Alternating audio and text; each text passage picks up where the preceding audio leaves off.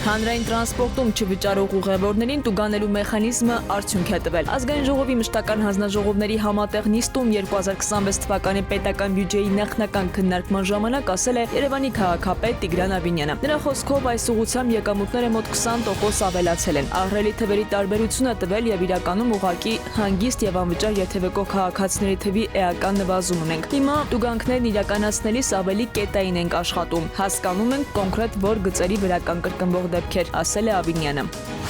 Երևանի քաղաքապետը տեղեկացրել է նաև, որ քաղաքապետարանը բյուջեին հավելված է պատվիրել, որը կօգնի վարորդներին մայրաքաղաքի փողոցներում ազատ կայանատեղիներ գտնել։ Հեռախոսային հավելվածով տեսնելու եք, եթե այս հատված հասնեք 2-3 րոպեում տեղ կա, թե չկա, մանրամասնել է նա։ Արձագանքելով ընդդիմադիրների դիտարկմանը, որ անգամ կարմիր գծերի պարագայում, երբ քաղաքացին տարեկան որոշակի գումար է վճարում կայանելու համար, կարող է երկար պտտվել քաղաքի կենտրոնում եւ որևէ ազատ տեղ չգտնել։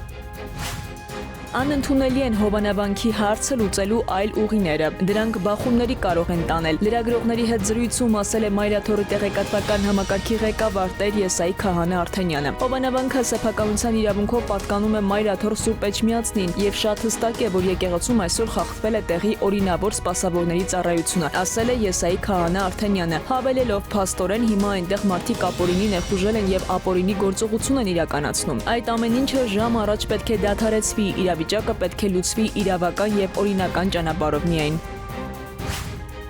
Խոշոր ավտովթար է տեղի ունեցել Արագածոտնի մարզում ժամը 15:10-ի սահմաններում Երևան-Գյումրի ավտոճանապարհի Փարպի բնակավայրի վարչական տարածքում դեպի Երևան ընթանալիս Ford Mach-Nishի ավտոմեքենան բախվել է քարով բարձած ZIL 130 Mach-Nishի ավտոմեքենային։ Երկու ուղևոր տեղափոխվել են տարբեր հիվանդանոցներ։ Ֆոտոլրագրող Շամշյանը փոխանցում է, որ Ford-ի վարորդն ու ուղևորը Գյումրու ավականու քաղաքացիական պայմանագիր խմբակցության ղեկավար Հայաստանի էլեկտրական ցանցերի Շիրակի մարզի Ղարս մասնաճյուղի տնօրեն Սարիկ Մինասյանի ծնողներն են։ Նրանց առողջական վիճակը գնահատվում է միջին ծանրության։ Քնարիկ Պետրոսյան, ժամը լրատվական։